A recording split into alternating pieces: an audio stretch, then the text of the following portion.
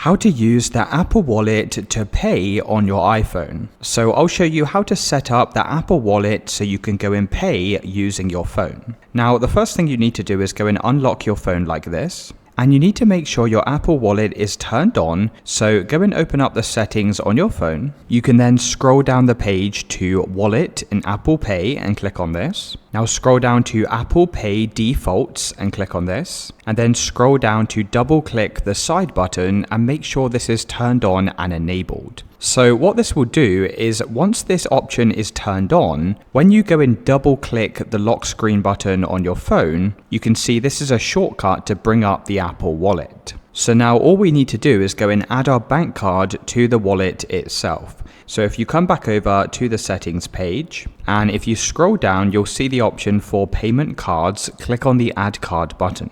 Now you have a few options on how you can add a debit card to your account. So if you have a mobile banking app, you can usually link this directly in the app. But if you have a physical credit card, you can just press debit or credit card. You can then press continue, and you can either place your credit card on the back of your iPhone and it should automatically read the card details. You can also press enter card details manually, and then you can just go and fill out your credit card information to add this card. Now once the card has been added, if you come back over to this settings page, you'll see all of your different payment cards. So now what we can do, in order to pay using our iPhone, just double tap the lock screen button on the right hand side of your phone. It will then bring up the Apple Wallet, and you can just go and hold your iPhone near the card reader and it will automatically take this payment.